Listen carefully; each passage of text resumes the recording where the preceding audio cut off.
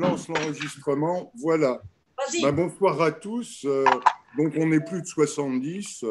C'est une bonne nouvelle. Et on a la joie d'accueillir aussi le professeur Michael Kinzinski. Il va nous parler du chemin synodal de l'Église d'Allemagne. Alors, le professeur Kinzinski est né en 1976 à Radolfzell, c'est près du lac de Constance. Il a fait des études de théologie, de langue et de lettres romanes à Fribourg, en Breisgau, à Tübingen et à Paris. Il a soutenu un doctorat en théologie en 2006 à l'université de Freiburg im Breisgau, et c'est une thèse sur le Père Chenu, le Père Congar et le Père Ferré lors de Vatican II. Il est depuis 2018 professeur de théologie systématique à l'Université catholique des sciences appliquées de Freiburg im Breisgau. Et donc, il y a deux intérêts majeurs à cette rencontre, nous semble-t-il. En tous les cas, c'est comme ça qu'elle a été conçue. Quels sont les enseignements de ceux qui vivent en Allemagne ce chemin synodal et quels sont les enseignements aussi pour nous en France? Il y a un son à l'arrière là qui est assez désagréable. Si on peut trouver l'origine. Il faut fermer les micros. On va y venir, oui. Au moins pendant la conférence, oui. Cette soirée va se dérouler en 3 temps. On va entendre la conférence du professeur Kinzinski. Un dialogue s'engagera avec Hervé Legrand au bout d'un moment et on laissera un temps considérable à vos questions. Je donne la parole au professeur Kinzinski. C'est à lui maintenant. Je suis en train d'écouter une conférence. Alors, bonsoir à tout le monde. À bientôt. Il faut que tout le monde coupe son micro. Merci, c'est ce que j'allais dire. Alors, si vous trouvez le bouton pour éteindre le micro, c'est formidable. Comme ça, on a plus de facilité à s'entendre. C'est en bas à gauche. Merci beaucoup. En bas à gauche. Je répète pour tout le monde. Oui. Voilà. Alors, merci beaucoup pour votre invitation, pour votre présentation. Je suis très heureux d'être avec vous ce soir. Bien sûr, j'aurais été encore plus heureux d'être à Paris comme prévu, mais c'est déjà ça, que les réseaux nous permettent de nous voir autrement. On m'a invité de présenter le chemin synodal de l'Église en Allemagne. J'ai préparé, comme je le fais avec les étudiants, un PowerPoint. Je vais maintenant afficher quelque chose et vous me donnez un signal si c'est visible pour tout le monde et si oui, je peux commencer. Alors, papier blanc, oui. Est-ce que vous voyez maintenant une présentation en rouge? Très bien. Alors, très bien. Comme ça, je peux commencer. Et donc, mon sujet, c'est comme on l'a annoncé, le chemin synodal de l'Église en Allemagne. Pour cela, je vous propose de procéder en 5 étapes. Je vais faire d'abord une petite introduction en présentant de manière générale un peu le sujet de la synodalité et son urgence. Dans un deuxième temps, je veux vous présenter un peu le contexte, l'arrière-plan allemand pour le chemin synodal en question. Le troisième temps sera consacré concrètement au chemin synodal, qui est, comme vous allez le voir, une réponse à une urgence de crédibilité. Dans un quatrième temps, c'est un peu technique, mais c'est nécessaire aussi, je vais vous présenter rapidement les méthodes de travail et après, dans un cinquième temps, on va voir quels sont les objectifs et comment en est-il avec une réception éventuelle de ce chemin synodal. Pour le premier point, lier les deux sujets synodalité et urgence, j'ai trouvé l'expression synode d'urgence du pape François. Mais attention, là, il ne parle pas du chemin synodal de l'Allemagne, mais il parle du synode sur l'Amazonie. Et plus exactement, comme synode d'urgence, il entend... Tout ce qui projette, Tout ce que le gars qui est en train de faire la conférence. Il y a encore des micros à quelque part, si vous arrivez à les éteindre. Merci. Voilà, merci beaucoup. Alors, pour lui, les urgences sont décrites dans son encyclique Fratelli Tutti. Mais il y a aussi un certain nombre d'autres urgences qui concernent plus exactement ou plus étroitement la situation de l'Église et ce sentiment d'urgence qui est à la base du chemin synodal de l'Église en Allemagne. Pour donner tout d'abord la voix aux francophones, je vous présente une citation de Monseigneur Didier Berthet et de Jérôme Vignon, qui sont deux observateurs français au chemin synodal de l'Église de l'Allemagne, qui ont décrit il y a une année dans la Croix, dans l'Église catholique allemande, le besoin de changement n'est pas porté par quelques minoritaires aux extrémités du corps ecclésial. Il prend plutôt la forme d'un besoin de conversion par fidélité au sacerdoce baptismal commun, ressenti par le cœur même de l'Église confessante, laïque et claire, largement confondue. Mesurant l'ampleur de cette attente et la nécessité de lui répondre par une démarche inédite, la conférence épiscopale a sollicité au début de 2019 le partenariat du Comité central des catholiques, c'est une organisation de laïcs que je présenterai après dans quelques instants, pour initier ce chemin synodal, ainsi désigné du fait même de la place réservée aux laïcs dans la conception et le déroulement du processus.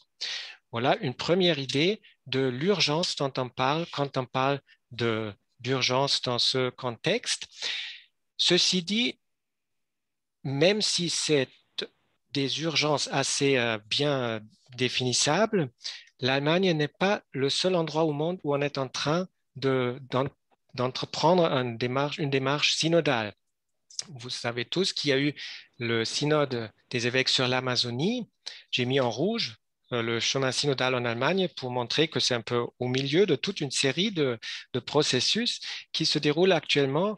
Nous avons bientôt avoir un concile plénier ou un synode plénier de l'Église en Australie.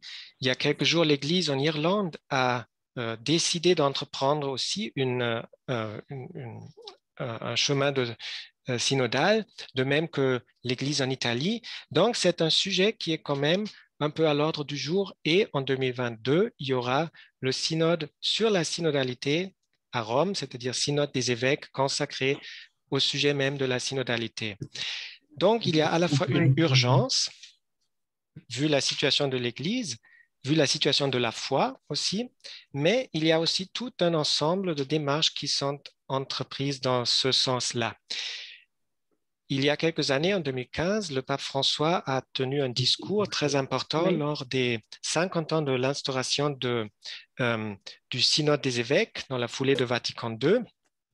Et c'est là qu'il dit, je cite, « Ce que le Seigneur nous demande, en un certain sens, est déjà pleinement contenu dans le mot synode. Marcher ensemble, laïcs, pasteurs, évêques de Rome, est un concept facile à exprimer en parole, mais pas si facile à mettre en pratique. » Et c'est tout à fait vrai. La marche n'est pas sur le... Oui, bien sûr. C'est facile à en parler, mais pas facile à mettre en pratique. Il y a toujours des micros à quelque part. Si vous arrivez, si vous voyez un micro rouge tracé à votre gauche, vous savez que c'est silencieux. Voilà. Ça, c'est pour l'urgence de ce sujet. Qui lui alors? C'est le dominicain? Je vous présente maintenant rapidement le contexte allemand et je le fais d'une manière un peu dans la longue durée pour vous dire qu'à mon avis, on ne peut pas comprendre le chemin synodal sans comprendre Vatican II et aussi les antécédents de Vatican II. Vatican II, comme vous savez, c'était à la fois un point d'arrivée et un point de départ. Il y a une phrase extrêmement célèbre en Allemagne de Romano Guardini, qui date de 1922, qui a écrit un livre qui vient d'ailleurs d'être traduit en français, préfacé par le cardinal Hollerich. Et dans ce livre, vous trouvez la phrase très célèbre « Un processus religieux aux conséquences imprévisibles a commencé. L'Église s'éveille dans les âmes. » Et c'est la phrase qui a déclenché le mouvement liturgique, qui est aussi connu en France.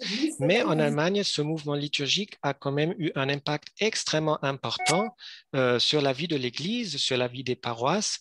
C'est aussi un peu en rapport avec des questions linguistiques. Je n'entre pas dans les détails, mais pour les Allemands, c'était depuis très longtemps très important de chanter en allemand, même dans la liturgie latine, parce que l'allemand est évidemment très loin du latin comparé au français. Donc, mouvement liturgique qui a préparé Vatican II d'une manière très, très large. Et on peut dire que quand il y avait finalement Vatican II, pour beaucoup de catholiques allemands, ce n'était pas absolument quelque chose d'impensable ou de tout à fait nouveau, mais c'était des choses qui, dans le sentiment général, étaient quand même déjà un peu préparées. Ce qui veut dire aussi que après le Concile Vatican II, pour beaucoup de catholiques allemands, il y avait un sentiment que l'évolution naturelle, un peu, qui a mené à Vatican II, allait continuer. Donc, on n'a pas tellement considéré ça comme un point, sans histoire avant ou après, mais plutôt dans une étape.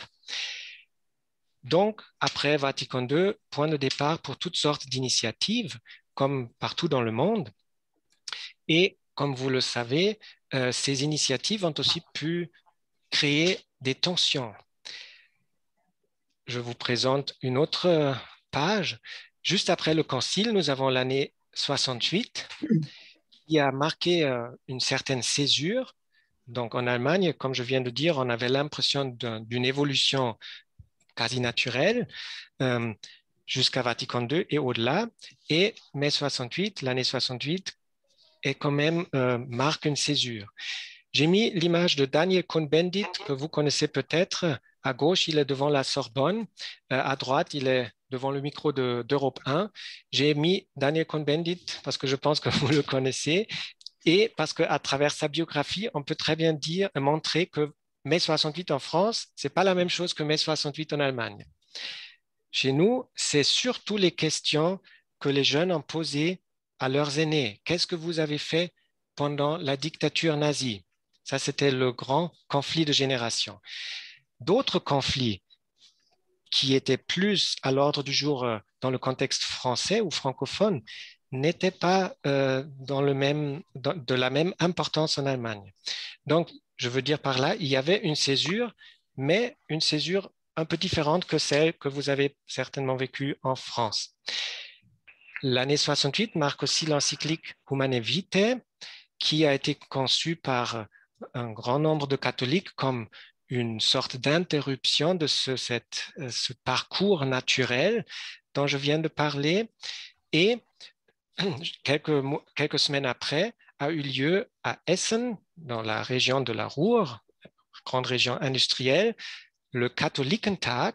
C'est une réunion qui a lieu tous les 2 ans depuis 1848, donc une institution dans l'Église allemande.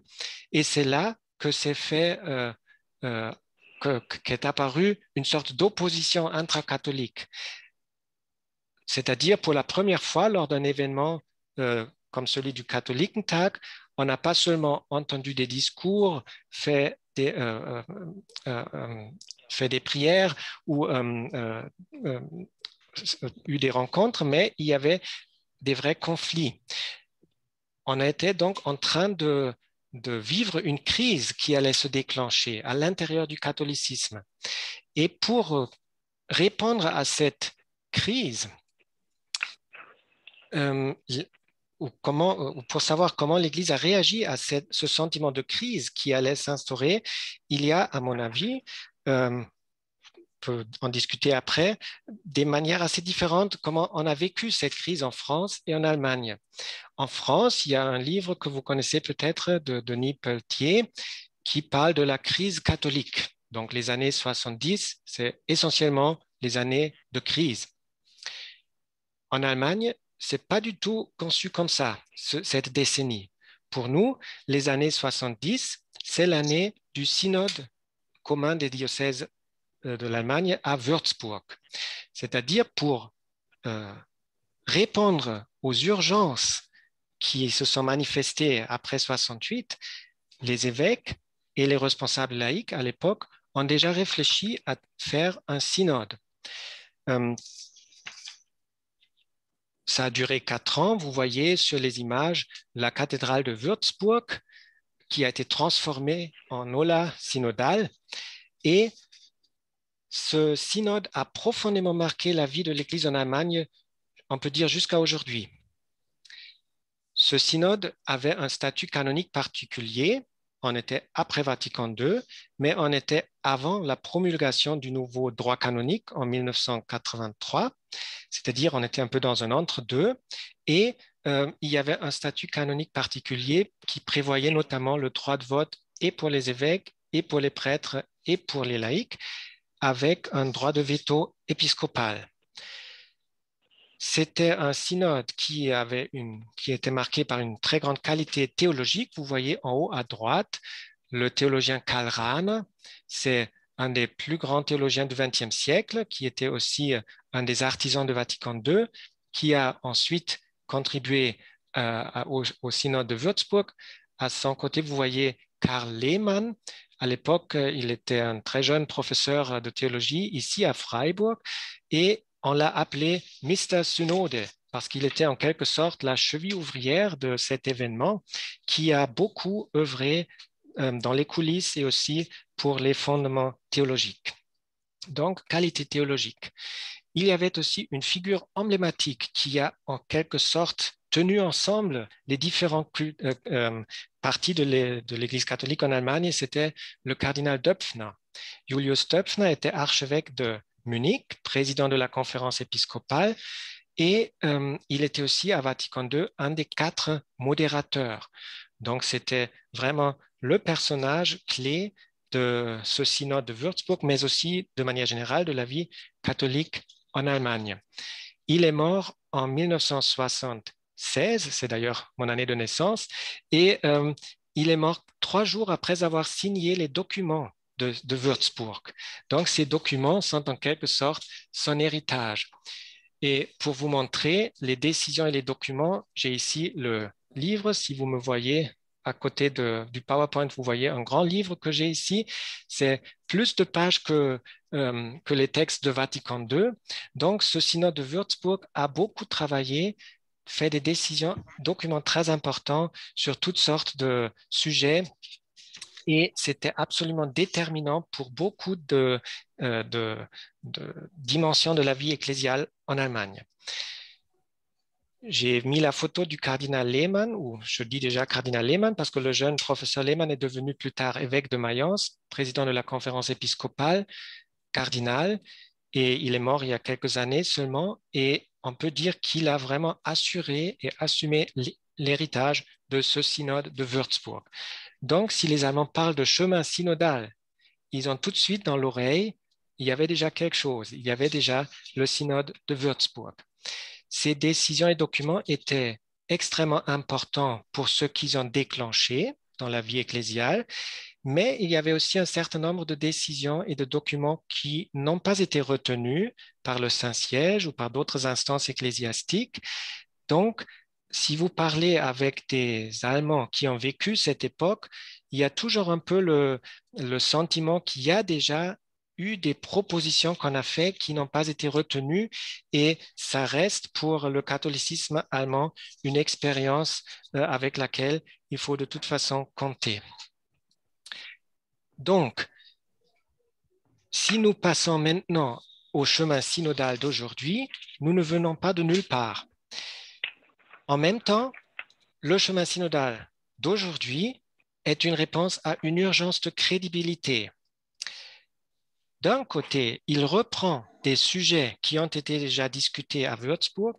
D'un autre côté, il est vraiment lié au fait que nous avons la crise des abus depuis les années 2010.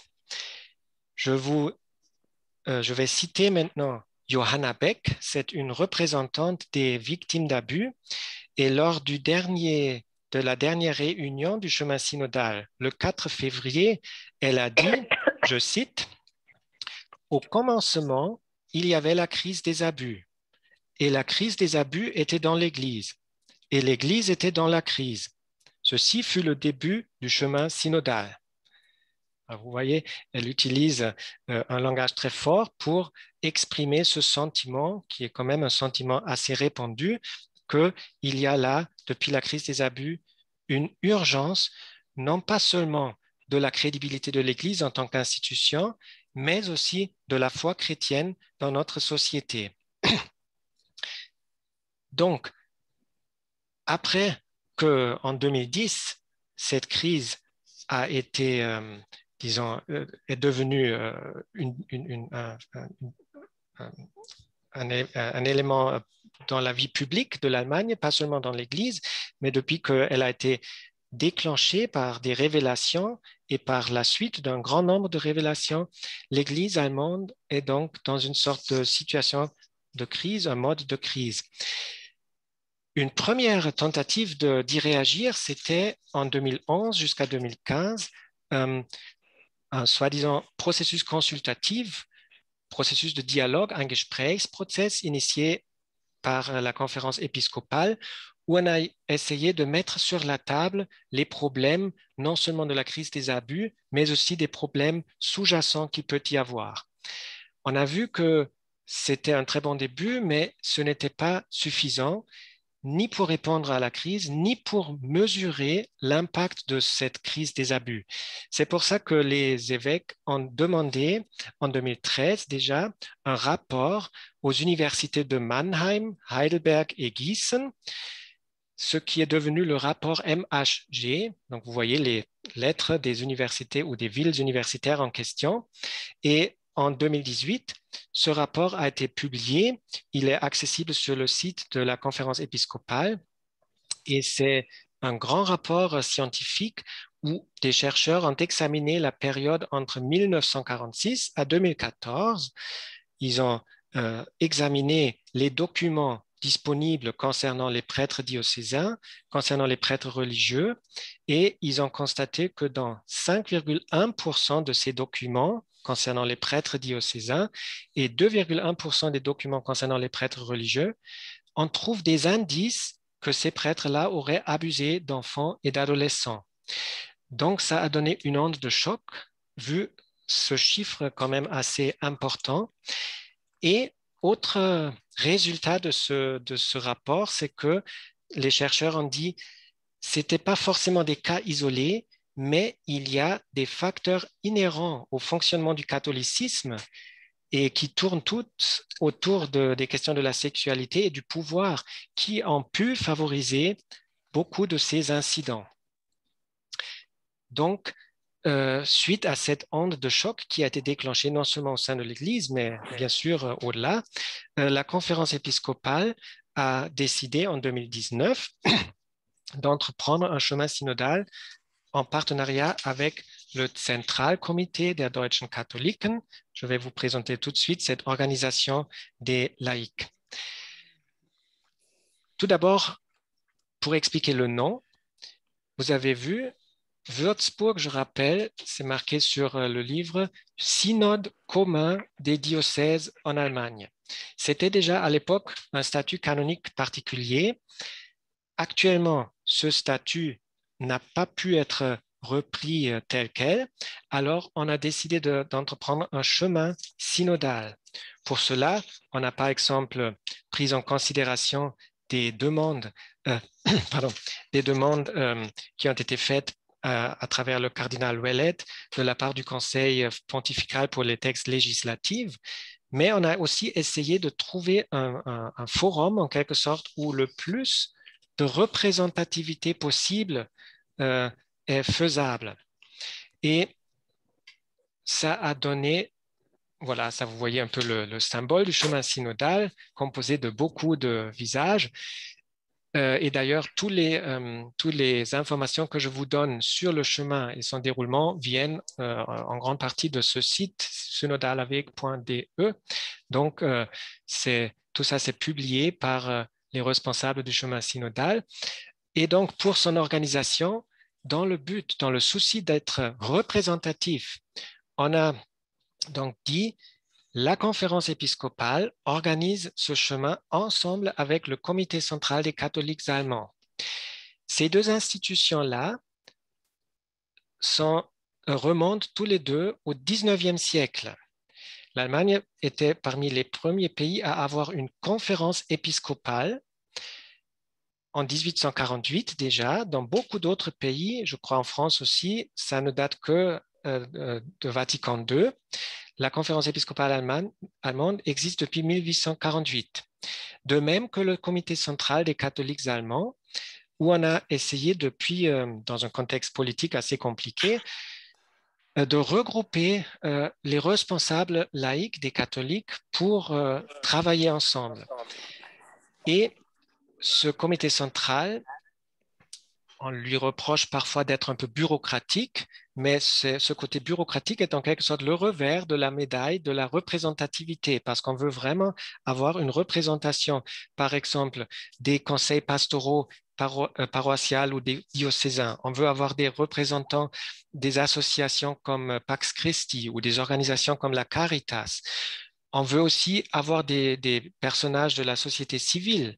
Si vous avez suivi ce week-end, il y avait des élections régionales en Allemagne. Et les deux ministres-présidents qui ont été réélus, Malu Dreyer, Rheinland-Pfalz, Winfried Kretschmann, Baden-Württemberg, sont des deux membres du comité central des catholiques, parce que c'est des catholiques pratiquants qui ont dit, en tant qu'homme ou femme politique, je participe à cet organisme. Ils ne participent pas au chemin synodal, mais font partie du ZTK.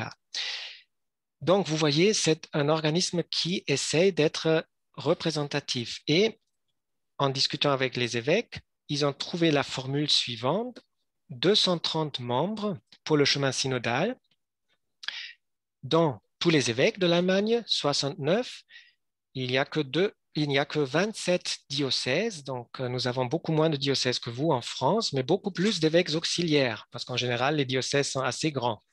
Donc, 69 évêques, 69, le même nombre de représentants du ZTK, avec les personnes que je viens déjà d'expliquer un peu, et après toute une liste que vous pouvez suivre un peu en m'écoutant, des représentants des ordres, des diacres, des jeunes, des pastoraux laïcs.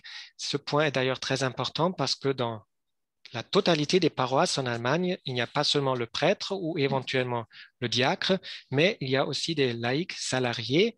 C'est une vraie profession pastorale que l'Église allemande peut se permettre à cause de ses moyens financiers. Mais donc, beaucoup de théologiens laïcs à tous les niveaux de l'Église. Vous voyez donc qui fait partie de ce chemin synodal.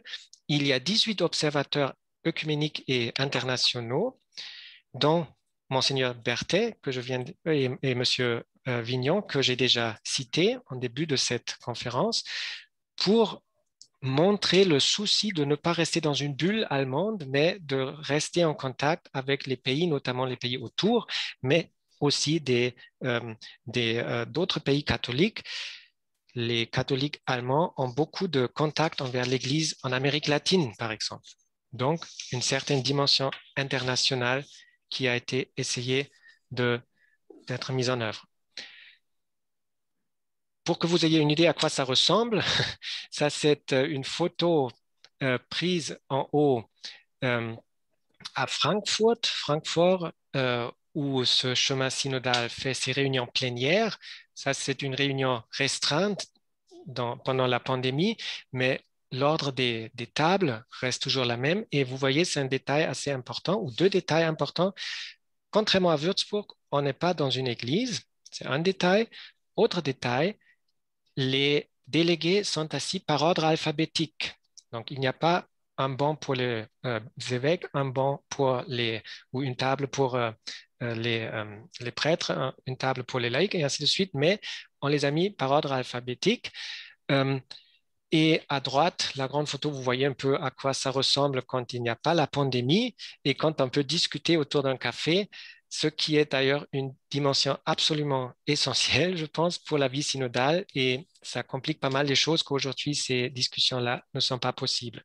En bas, vous voyez les représentants de l'étranger ou des observateurs étrangers. Je ne sais pas si votre écran est suffisamment grand pour reconnaître les deux délégués français, mais juste pour vous donner une idée à quoi ça ressemble. Ce chemin synodal est présidé par 4 personnes.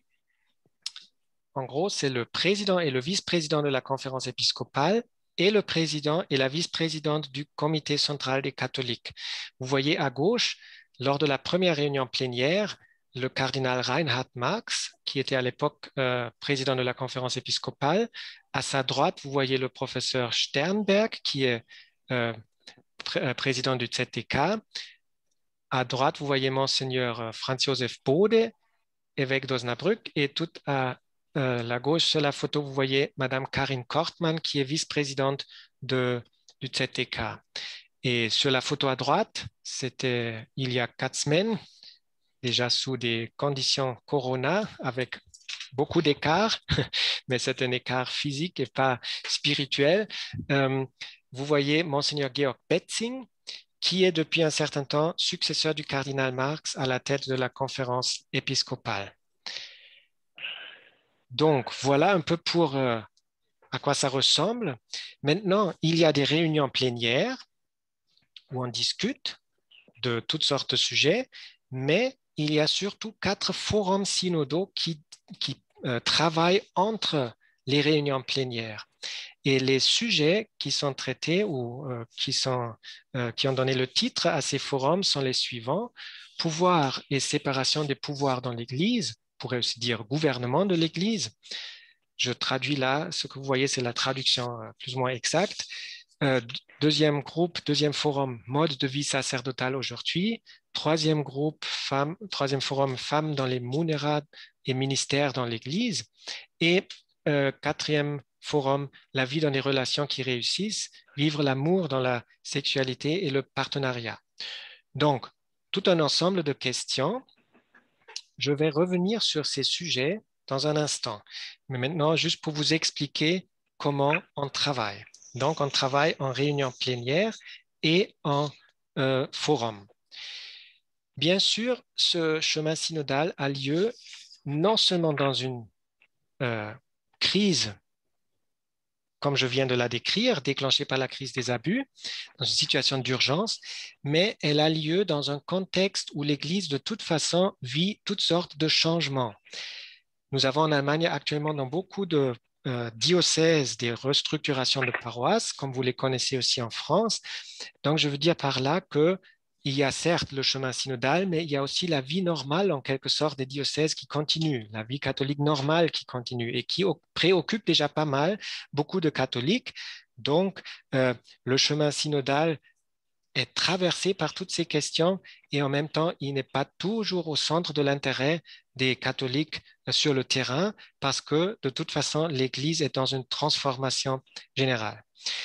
Un facteur, je pourrais maintenant nommer plusieurs facteurs externes, mais c'est peut-être pas le plus important. Par contre, il y a un facteur qui est important. Le 29 juin 2019, donc un peu avant le début du chemin synodal, le pape François s'est adressé aux catholiques en Allemagne avec une lettre au peuple de Dieu en pèlerinage en Allemagne. Et dans cette lettre, il donne en quelque sorte son accord pour ce chemin synodal, mais il demande en même temps de donner la priorité à l'évangélisation. Et cette lettre a trouvé d'un côté un écho très favorable en Allemagne parce que les Allemands sont dans leur grande majorité des grands admirateurs du pape François, mais ça a laissé un tout petit peu une certaine perplexité par ce qu'il faut exactement entendre par évangélisation. Quel est le rapport entre évangélisation, institutionnalisation, comment ça se fait dans le contexte allemand? Donc, cette lettre était à la fois un encouragement et aussi un peu une question, comment l'interpréter. Il est d'ailleurs intéressant que le pape François se réfère déjà dans Evangelii Gaudium au même Romano Guardini, qui était au début du mouvement allemand, du mouvement liturgique, quand il s'agit de trouver une perspective qui veut tout simplement faire un compromis entre deux parties. Donc, pape François connaît cet arrière-plan de la théologie de la pensée catholique allemande et en est conscient et propose dans Evangelii Gaudium déjà un peu cette méthode de Guardini. Pour les méthodes de travail, n'ayez pas peur de cette page un peu technique, je ne vais pas la présenter en détail, c'est juste pour vous montrer qu'il y a des réunions plénières selon un calendrier qui a été bousculé par la pandémie. Donc actuellement, on travaille aussi en session visuelle, comme nous le faisons ce soir. Il y a donc des réunions plénières, mais il y a surtout les forums où on discute de plusieurs documents qui sont en train d'être élaborés. C'est un peu le même processus qui était déjà à l'œuvre à Vatican II, où l'Assemblée conciliaire a discuté des textes qui ont été votés ensuite.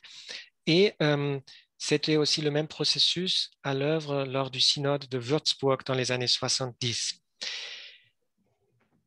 Concrètement, un forum a établi un papier de travail pour présenter un peu les sujets dont on veut parler avant le chemin synodal. Et maintenant, on est en train de travailler sur différents textes. Un texte de base, où on établit un peu la question dans son ensemble. Un texte d'action, où en gros, on veut faire des propositions un peu concrètes. Et un texte d'orientation, où on essaie de remettre dans un ensemble un peu plus grand, dans un ensemble ecclésial, spirituel, scriptuaire, les propositions qu'on a faites.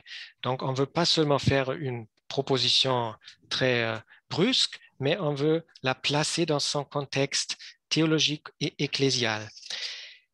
Donc, différents types de textes qui sont en train d'être produits.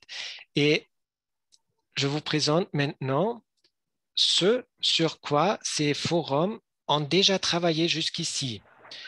Donc, ce que je vous présente maintenant, c'est en fait que le résumé de ce que ces groupes, ces forums donnent de leur travail sur le site que je vous ai montré. Le forum 1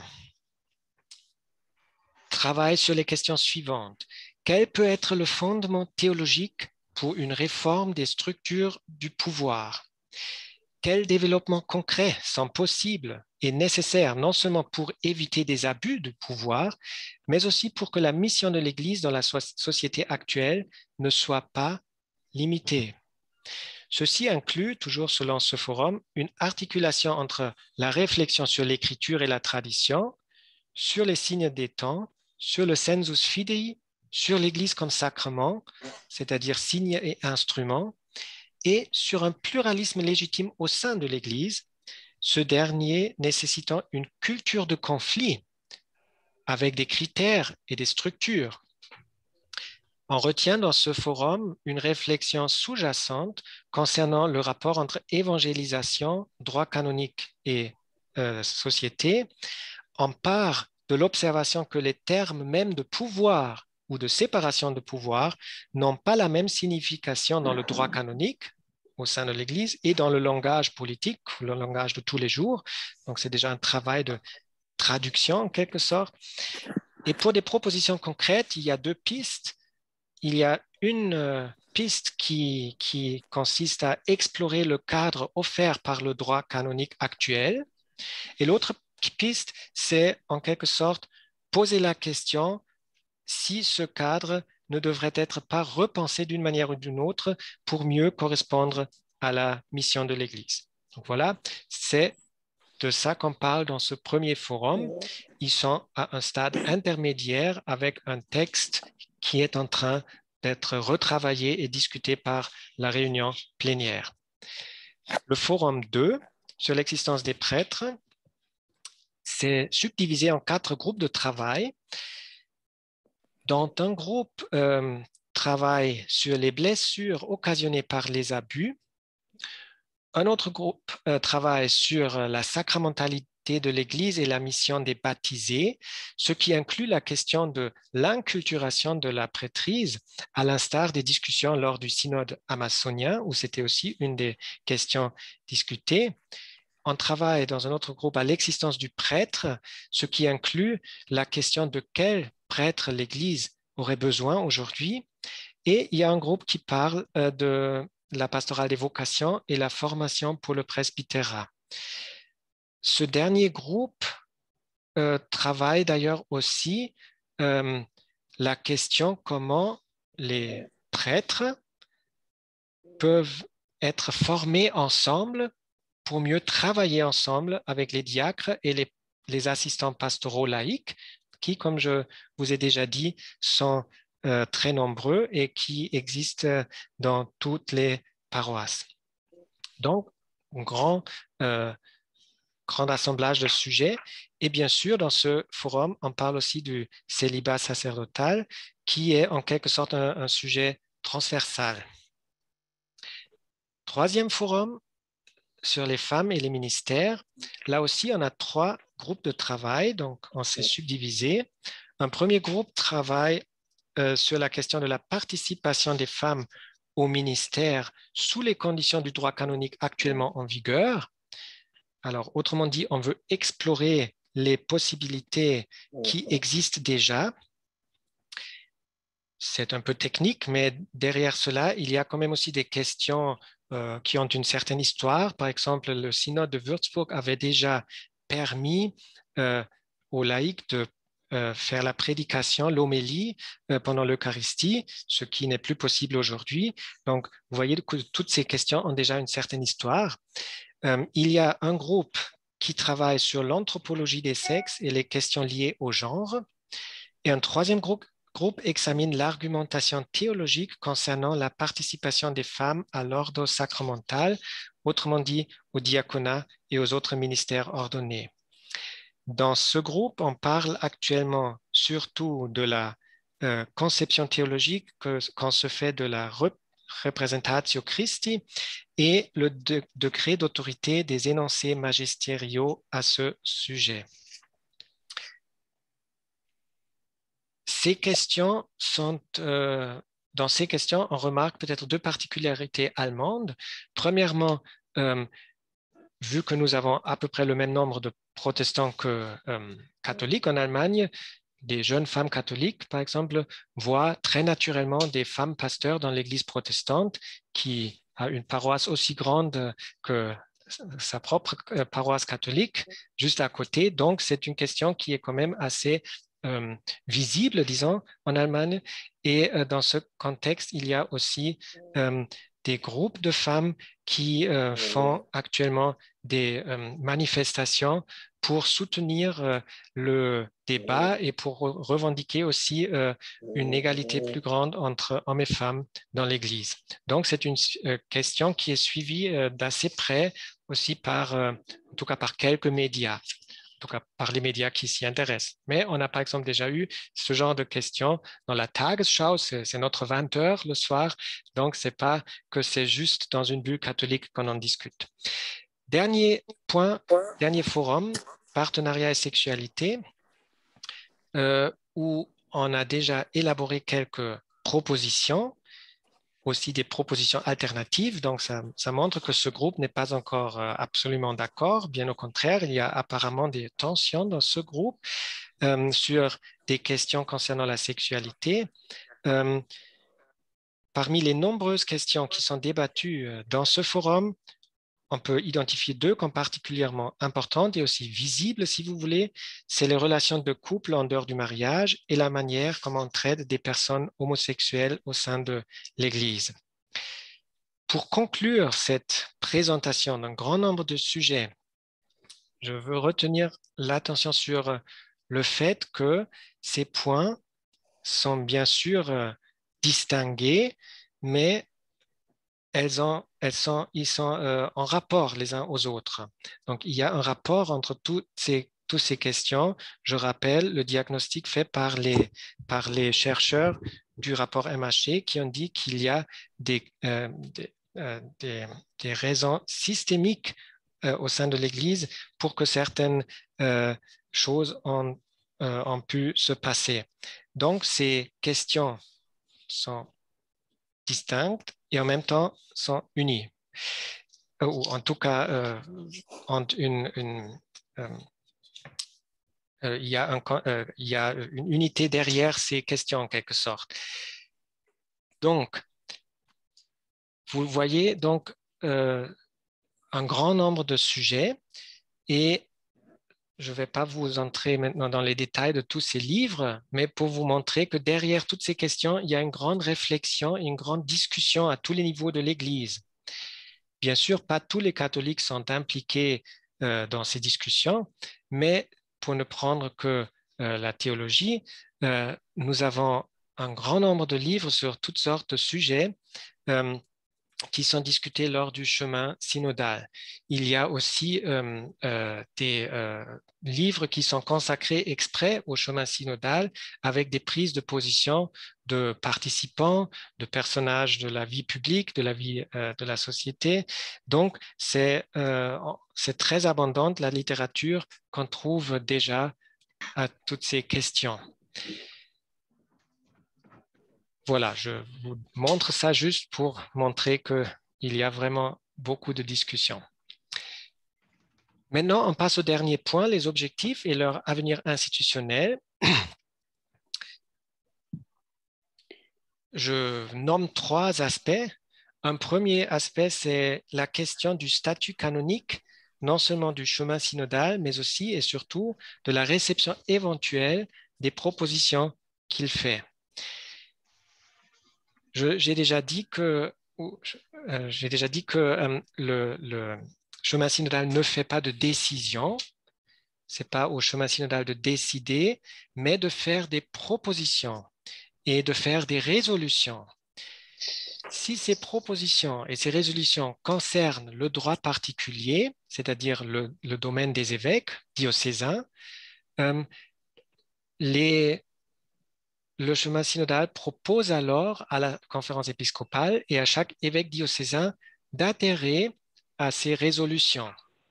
Et ça reste donc dans le droit de l'évêque d'adhérer ou non à ces propositions, ce qui concerne la vie diocésaine, par exemple. Quand il y a des résolutions ou des propositions qui concernent l'Église entière et qui relèvent canoniquement de la compétence du Saint-Siège, elles doivent être soumises à celui-ci. Donc, on ne décide pas, mais on fait des propositions qu'on adresse à l'instance compétente. Ce statut canonique reflète de la situation possible, rendue possible par le droit canonique en vigueur.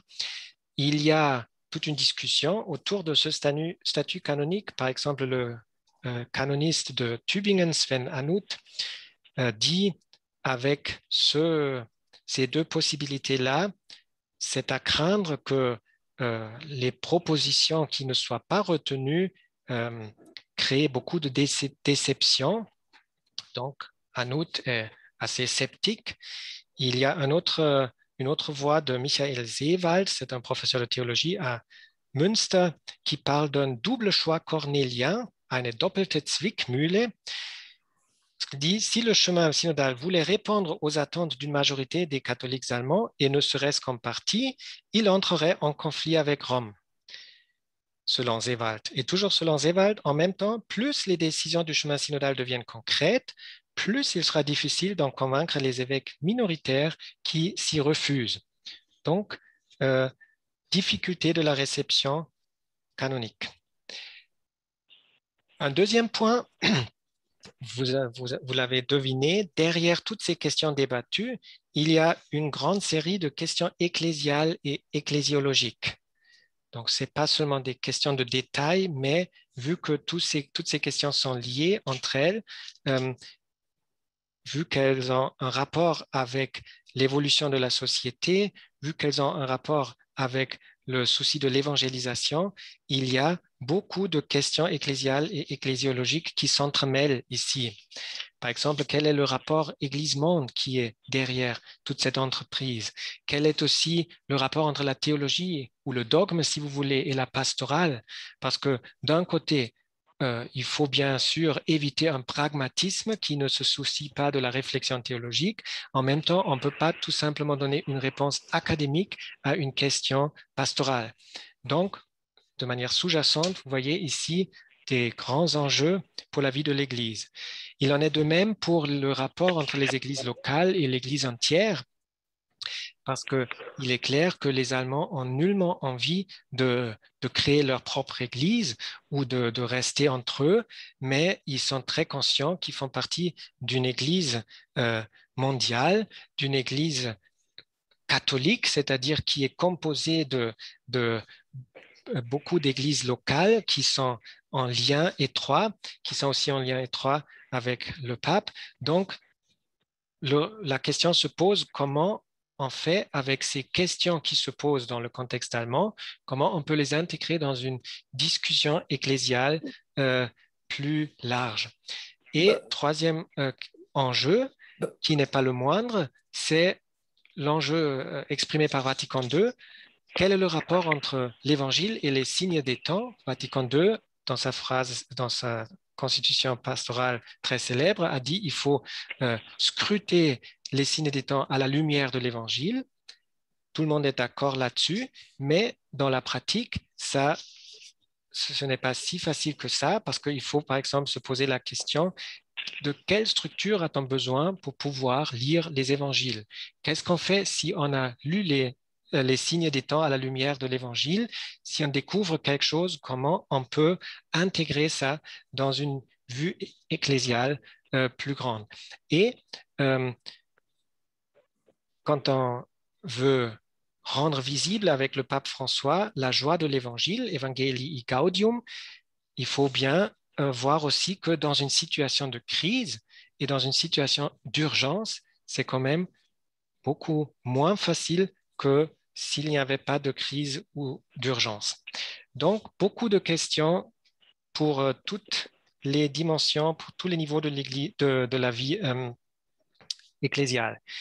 Et pour finir, un troisième point, je vous ai dit au début, les Allemands ne sont pas les seuls à faire une démarche synodale. Il y en a dans d'autres pays, il y en a à Rome. Et dans le discours que j'ai déjà cité du pape François lors du 50e anniversaire du Synode des évêques en 2015, il a dit « Depuis le début de mon ministère en tant qu'évêque de Rome, j'ai voulu valoriser le synode qui constitue l'un des héritages les plus précieux de la dernière assise conciliaire, c'est-à-dire de Vatican II. Nous devons avancer sur ce chemin. Le monde dans lequel nous vivons et que nous sommes appelés à aimer et à servir même dans ces contradictions exige de l'Église le renforcement des synergies dans tous les domaines de sa mission. Le chemin de la synodalité est justement celui que Dieu attend de l'Église du 3e millénaire. » Fin de la citation. Et vous avez déjà vu une partie de cette citation en début de ma contribution, où le pape a dit « c'est facile à dire, mais pas si facile à mettre en œuvre ». Donc, la grande question pour l'évolution de la synodalité, c'est comment lier un style synodal, un habitus synodal d'une part et un cadre institutionnel d'autre part. Je veux conclure avec un tout petit peu de patriotisme local, puisque je ne peux pas venir à Paris. J'ai trouvé une photo qui est prise ici à Freiburg, juste en face de moi. Alors derrière moi, c'est la centrale de la Caritas, une grande organisation sociale en Allemagne. La Caritas, selon les calculs, a un demi-million de salariés en Allemagne. C'est donc un des plus grands employeurs de l'Allemagne. Ils ont leur siège juste en face de nous, de mon université catholique. Et vous voyez Monseigneur Peter Neher, qui est le président de la Caritas. Au fond, vous voyez la cathédrale de Freiburg. Vous voyez la forêt noire à gauche. Si on regardait un tout petit peu à droite, on regarderait vers les Vosges, en France. Donc, Monseigneur Peter Neher, qui est un des délégués du chemin synodal. Et il y a 4 semaines, lors de son retour de la dernière réunion plénière, il a résumé son expérience synodale avec les mots suivants, je cite, « Pour moi, il reste vrai qu'il est urgent de travailler sur les questions qui ont été soulevées et de décider ce qui doit être répandu dans notre pays et ce qui doit être décidé ailleurs. Et dans les deux cas, je ne peux pas cacher mon scepticisme. Mais je ne connais pas non plus d'autres réponses que la prière urgente pour l'Esprit de Dieu. Après tout, il s'agit en fin de compte de faire en sorte que le message d'un Dieu ami des hommes puisse faire effet dans notre société, car les gens ont un désir ardent d'espoir et beaucoup de choses dans notre Église s'y opposent depuis des années. Cela ne doit et ne peut pas rester ainsi. Voilà Monseigneur Neer qui résume un peu l'état des choses du chemin synodal actuellement. Et voilà, je suis à la fin de mon introduction dans le chemin synodal de l'Église en Allemagne et je vais éteindre maintenant le partage d'écran, comme ça on se voit de nouveau un peu plus. Bien, merci au professeur Kieszynski sur 2 points, à la fois pour son exposé très clair qui va nourrir nos débats, et puis aussi pour son français parfait. Je crois que beaucoup dans l'assistance aimeraient savoir parler l'allemand comme il parle le français. Voilà, merci en tous les cas, et les échanges vont se poursuivre avec Hervé Legrand. Hervé, vous avez la parole. Merci. Surtout un grand merci au professeur Kieszynski. Cher ami, je vous remercie très vivement pour à la fois la clarté de votre exposé, son réalisme, sa qualité de français, et dans un sujet qui nous préoccupe, je crois, tous, et dans lequel nous mettons beaucoup d'espoir. Vous avez eu une parole à la fois très travaillée, très réaliste, et je crois que c'est essentiel. Avant de venir à des questions très précises que je voudrais vous poser et développer un peu avec vous pour débroussailler le sujet, je voudrais quand même rendre hommage à l'Église d'Allemagne. À savoir que, au lieu de se comporter comme une église administrée, elle prend son destin en main. Elle se présente comme une église qui a la capacité de prendre des initiatives, d'être responsable de ce qu'elle dit et de ce qu'elle fait. Et je veux dire, c'est une église très riche et par rapport à elle, nous sommes relativement pauvres, me semble-t-il. C'est-à-dire que nous pensons à un synode éventuellement national en France, mais nous n'avons pas, comment dirais-je, tout ce que les Allemands ont, c'est-à-dire des facultés de théologie qui ont irradié dans l'ensemble de l'Église à travers la formation des évêques, qui presque tous sont des universitaires, à travers la formation des prêtres qui aussi vont tous à l'université, à travers des théologiens laïcs. Et vous avez aussi en Allemagne un laïcat organisé que nous n'avons pas en France. Et également, vous avez quelque chose qu'on n'a pas nommé, mais vous avez de l'argent. Or, un synode sûrement coûterait très cher. Je ne sais pas où on trouverait les fonds. Voilà. Un grand hommage donc à l'Église d'Allemagne. Elle est vraiment une portion, et pas une partie de l'Église, une portion de l'Église catholique et pas une partie de l'Église universelle. Et ceci est également un acquis de Vatican II, qui a une phrase absolument essentielle qui dit ceci: l'Église catholique une et unique existe dans les églises locales et à partir d'elles. Donc, c'est un exemple pour nous et je pense que cette question touche l'ensemble de l'Église désormais, pas seulement l'Allemagne ou l'Italie et l'Irlande, mais oui, l'Irlande vient d'annoncer aussi un synode national, l'Australie également. J'ai quelques questions qui vont peut-être aider les participants aussi à poser les leurs. La première, c'est celle de la représentation. Vous avez été très clair, moitié d'évêques, autant d'évêques qu'autant de représentants du laïcat organisé. Mais cette représentation, elle est constituée aussi, je l'ai remarqué, de beaucoup de salariés laïcs parmi les délégués. Et comment est-ce que la base réagit par rapport à ça? Parce que partout, il y a une crise de la représentation, je veux dire parlementaire, etc. Et est-ce que il y a là un problème, à savoir que ce synode est mené au fond par des responsables très engagés dans toutes les structures de l'Église? C'est une question pour nous parce qu'il faudra réfléchir. Le synode est une pratique, comme vous l'avez si bien montré. Comment en France on pourrait avoir un synode représentatif? Peut-être pouvez-vous déjà dire quelque chose à ce sujet de la représentation.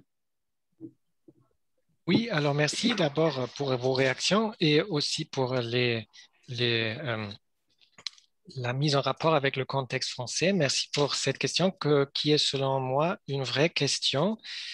Je dirais, tout d'abord, c'est vrai que ce laïcat très formé et très impliqué professionnellement dans la vie de l'Église fait en sorte que c'est une sorte de métier, ce qui a beaucoup, beaucoup d'avantages et je crois aucun membre de l'Église en Allemagne voudrait renoncer à cela, mais ça crée aussi une sorte d'élitisme, si je peux dire.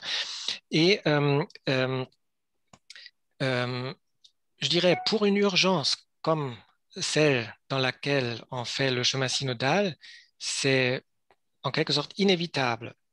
Mais la question de fond reste comment intégrer, je dirais, les vues de l'extérieur dans ce qui est discuté à l'intérieur de l'Église. Bien sûr, on pourrait dire, voilà, toutes nos facultés de théologie, ils font un grand travail là-dessus, c'est-à-dire quel peut être le dialogue avec les sciences naturelles, quel peut être le science avec les acteurs sociaux, et donc ça se fait, c'est clair. Mais ce serait quand même une valeur en plus d'avoir plus de gens de l'extérieur qui contribuent. Je veux dire, dans le comité central des catholiques, on essaie d'y répondre à ce besoin en intégrant, par exemple, comme je viens de dire, les deux ministres-présidents ou d'autres gens de tous les domaines de la vie publique, mais c'est un grand chantier. J'ai pas tellement de réponses toutes faites, comment on pourrait faire ça, mais je trouve on pourrait éventuellement aller dans le sens de ne pas savoir seulement des observateurs écuméniques, des observateurs étrangers, mais aussi des observateurs d'autres parties de la société et surtout ceux qui sont éloignés de l'Église ou dans l'Église c'est éloigné. C'est très important parce que derrière cette crise des abus, il y a quand même un grand mouvement de sortie d'Église, c'est-à-dire que des gens socialisés dans la foi catholique disent « je ne veux plus faire partie de l'Église catholique ». C'est-à-dire il y a là tout un savoir, toute une expérience de la vie spirituelle, de la vie quotidienne, de la vie sociétale qu'on devrait plus mettre en valeur. Je dirais dans cette situation d'urgence, c'est déjà beaucoup qu'on a réussi à faire le chemin synodal tel qu'il est. De manière générale, il faudrait trouver des moyens beaucoup plus importants dans ce domaine-là, d'autant plus que l'Église devient petite et elle devient aussi plus petite en Allemagne, plus on a un peu la tendance de rester entre soi. Et ça, c'est quelque chose qui est un peu le contraire de la synodalité, selon moi. Oui, c'est très important ce que vous avez dit. En France, comme Daniel Hervé-Leger l'a dit, il y a un danger d'exculturation de la foi catholique. Et je pense que le fait que tous les membres du synode soient plutôt des représentants professionnels dans l'Église, peut-être peut être handicap par rapport à cette exculturation.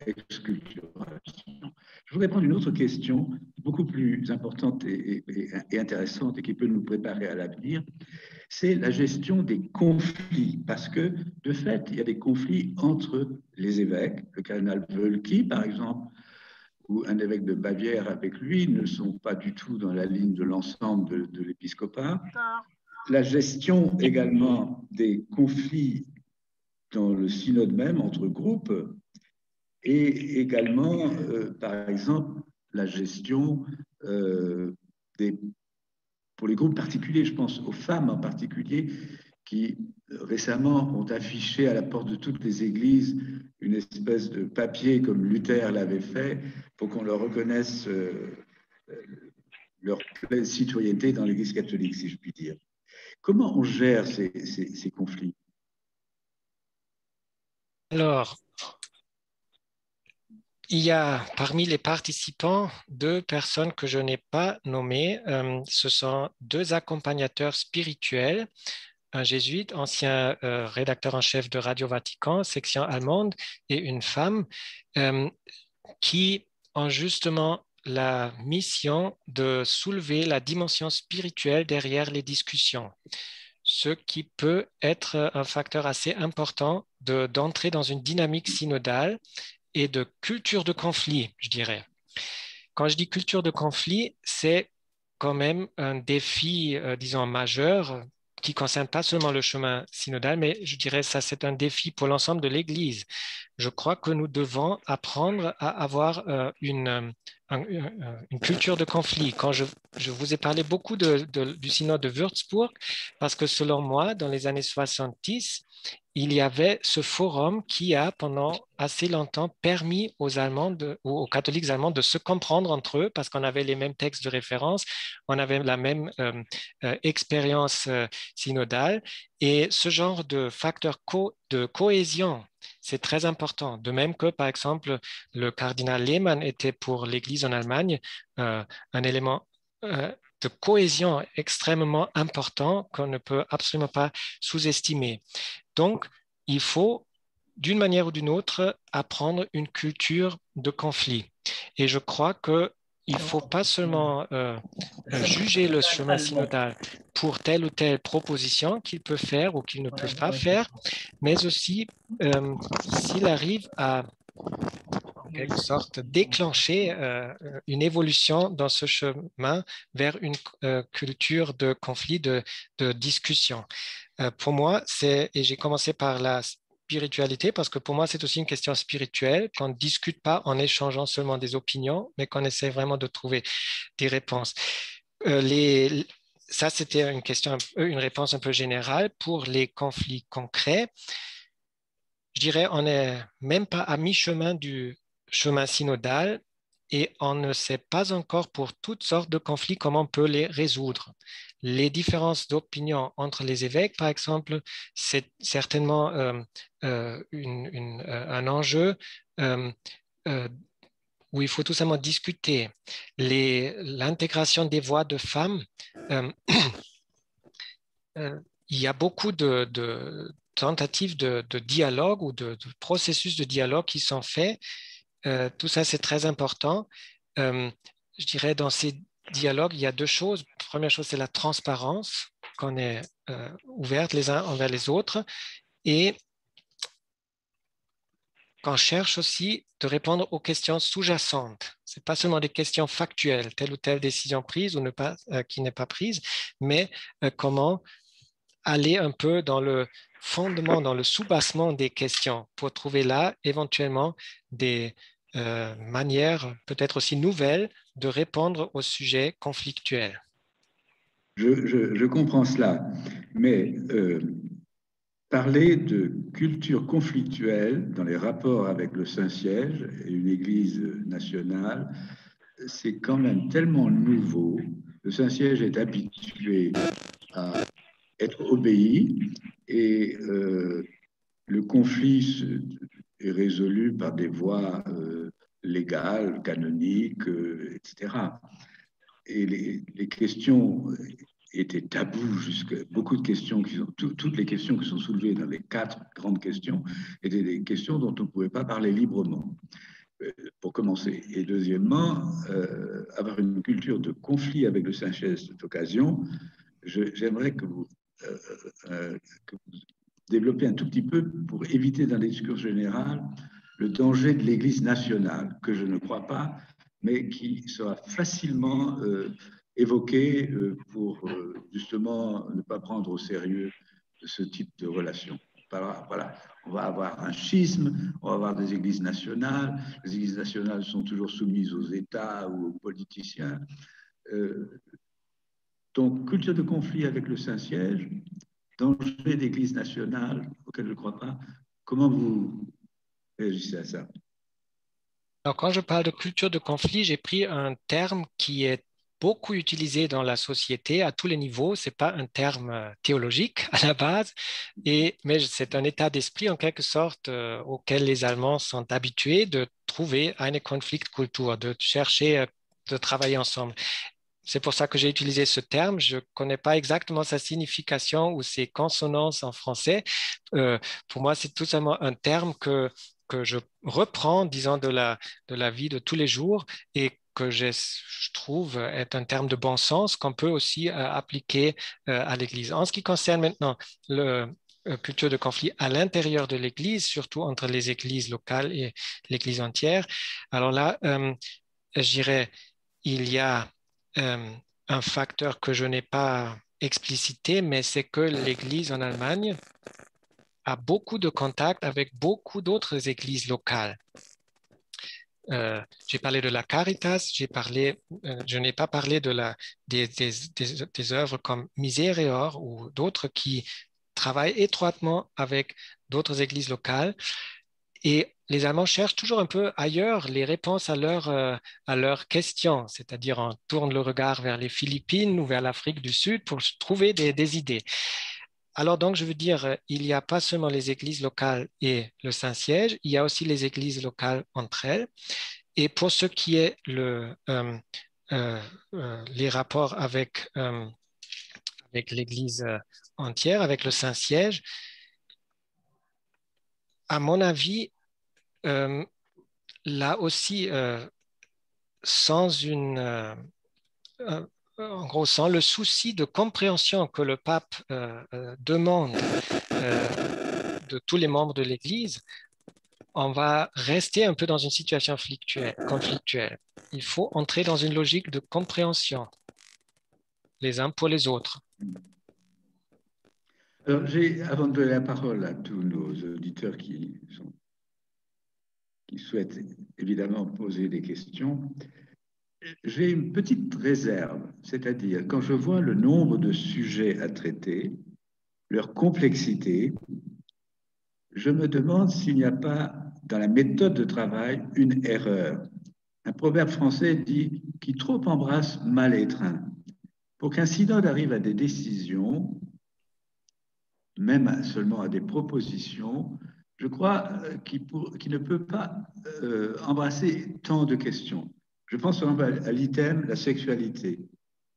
Ça va de la contraception au divorce, à la cohabitation juvénile, au couple homosexuel, etc. Et donc, les fondements théologiques dans ce domaine, comme dans les 3 autres domaines, par exemple le statut des femmes dans l'Église, quand on part de Jean-Paul II avec une décision définitive, mal comprise, parce que définitive veut dire seulement définitif au plan canonique, tant qu'une autorité identique n'a pas pris de décision.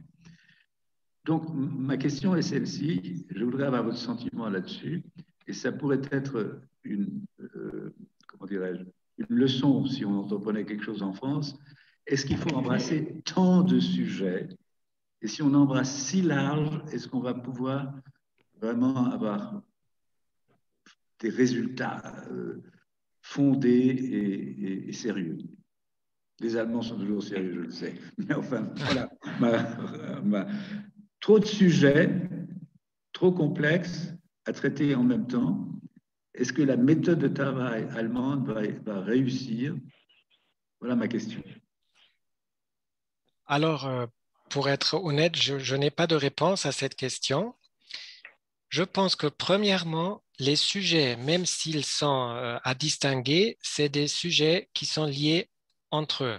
C'est-à-dire, si on traite d'une question, d'une manière ou d'une autre, une des autres questions est concernée aussi.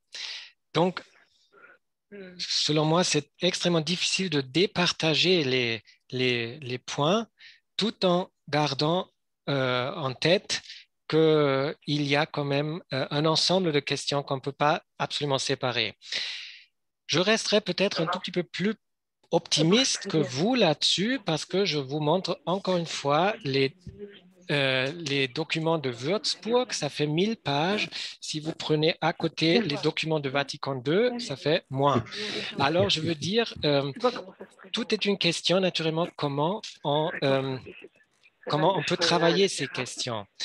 Bien sûr, dans un chemin synodal d'une durée assez déterminée, avec une urgence pastorale aussi, c'est autre chose que si on est ensemble en temps normal où les choses évoluent plus ou moins bien. Donc, encore une fois, je n'ai pas tellement de réponses évidentes, mais il ne me semble pas exclu de lier plusieurs questions. Est-ce que les Allemands ont trouvé la bonne formule pour lier toutes ces questions? Je ne sais pas, mais je poserai la question inverse. Laquelle de ces questions vous voudriez isoler pour répondre sans devoir toucher aux autres? Alors, on pourrait répondre comme ça. Mais ça va très loin parce que ça va jusqu'au dialogue interculturel. C'est-à-dire que dans l'ensemble de l'Église, on n'a pas les mêmes instruments de réflexion intellectuelle, théologique, pour avoir cette vision vraiment systémique des choses. Mais encore une fois, moi, je vais m'arrêter là. Ce que je trouve remarquable, c'est qu'un synode n'est qu'un moment dans l'histoire d'une Église. C'est le commencement d'un processus. Et un synode lui-même n'arrivera pas à trop de résultats, mais c'est un esprit synodal qu'il faut mettre en place.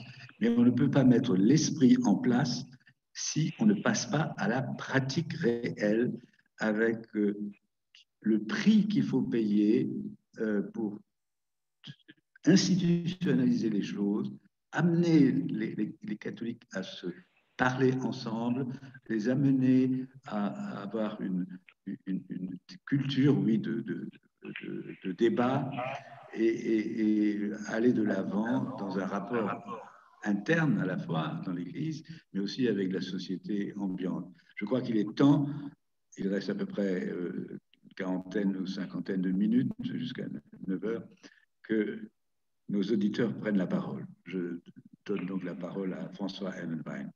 Merci. Non, mais allez-y assez spontanément et naturellement, mais essayez de ne pas vous marcher sur la langue, si je puis dire. C'est-à-dire, celui qui prend la parole la prend et les autres attendent un peu. Allez-y. Les questions au professeur Kinzinski. Allez-y. On vous écoute.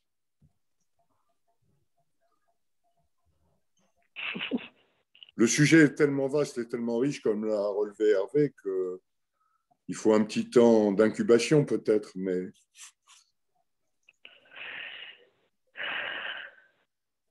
Bon, je veux bien me lancer. Jean-Paul Lennegrasse, on m'entend, je veux bien me lancer. Oui. Y a-t-il, question au professeur Kinzinski, y a-t-il en Allemagne une opposition entre traditionnalistes et progressistes, comme il y a en France? Est-ce qu'elle se manifeste au synode, enfin dans le chemin synodal? Et est-ce que vous avez des exemples où cette opposition a été franchie, on a réussi à trouver une solution malgré l'opposition des traditionnalistes et des progressistes? Alors, j'ai fait rapidement allusion tout au début de mon exposé. C'est une impression, je ne peux pas la maintenant prouver avec toute la rigueur scientifique, mais mon observation va un peu dans le sens suivant, que le traditionnalisme français n'est pas la même chose que le traditionnalisme allemand. Surtout à cause d'un contexte culturel et politique différent. Donc, tout l'arrière-plan français du traditionnalisme français est absolument inconnu en Allemagne. Donc, le traditionnalisme est beaucoup plus liturgique en Allemagne qu'autre chose.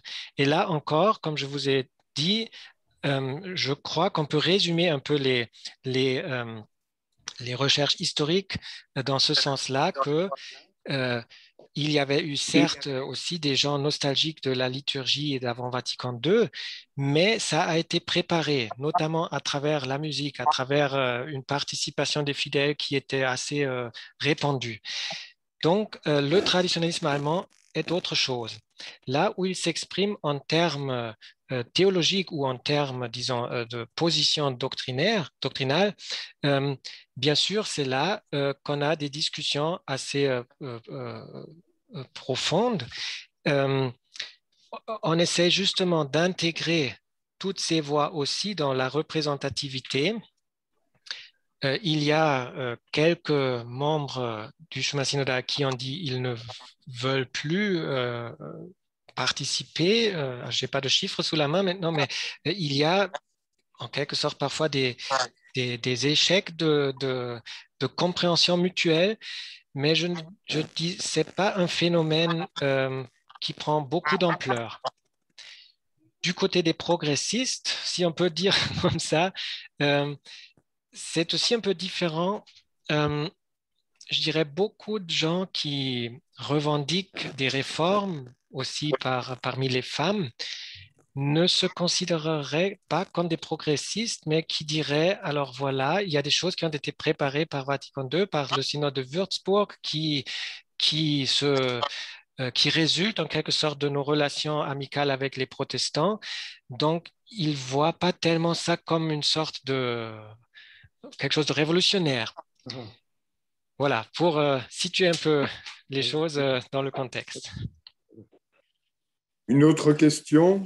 Oui, moi j'en aurais une. Comment les évêques minoritaires, si j'ai bien compris votre exposé, réagissent face aux positions, par exemple, qui étaient défendues autrefois par le cardinal Marx? Et sur quel point portent les désaccords entre évêques? Alors, il y a, pour simplifier, je parle maintenant d'évêques minoritaires, mais c'est juste pour simplifier un peu les choses. Il y a, on peut dire, une majorité des évêques qui se prononcent très clairement pour le chemin synodal, qui voient la nécessité de discuter de toutes ces questions. Il y avait au début quelques évêques qui étaient réticents, qui ont dit qu'ils ne sont pas forcément pour le chemin synodal, aussi pour des questions d'ordre hiérarchique, par exemple, de dire est-ce qu'on peut vraiment mettre à égalité dans la rangée des tables les évêques et les laïcs. Ce qui est peut-être nouveau, c'est que des désaccords entre évêques se fassent visibles. C'est-à-dire, nous avons toujours eu des évêques qui ont eu des positions un peu divergentes les uns des autres, mais pas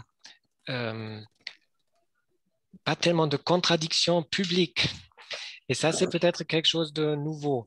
Ça concerne, alors si je veux résumer, il y a des questions détaillées, comme par exemple le diaconat des femmes. Est-ce que c'est possible d'y penser ou pas? Est-ce que c'est possible d'accorder telle ou telle fonction à des laïcs? Ça, c'est des questions un peu concrètes autour desquelles on discute, ou encore la question du statut de l'homosexualité dans l'éthique de la sexualité. Donc là, il y a des différentes approches pour des questions concrètes. Je dirais, aucun évêque jusqu'à ce jour n'a refusé de participer au débat du chemin synodal. Donc, même ceux qui ne s'y sentent pas forcément à l'aise participent. Jusqu'à où ça va aller, ça, je ne peux pas vous dire. Merci. Qui prend la parole? Gaël. Très bien, Madeleine Corr. Est-ce que vous pourriez dire dans les différents forums la participation des femmes en termes qualitatifs et quantitatifs, c'est-à-dire y a-t-il beaucoup de femmes? Alors, de manière, je n'ai pas maintenant les chiffres exacts, mais je peux vous dire deux choses. De manière générale, on essaie d'avoir plus ou moins partout une égalité homme-femme dans les chiffres. Et un petit détail pour le fonctionnement, pour le règlement, c'est que si... alors, pour faire une proposition, pour faire une résolution, il faut une majorité de tout le monde, il faut une majorité des évêques, et si on fait une demande spéciale, on peut aussi demander une majorité des femmes qui se prononcent pour telle ou telle résolution. Donc, pour vous dire qu'on essaye d'intégrer au plus possible une vraie égalité homme-femme dans ces discussions.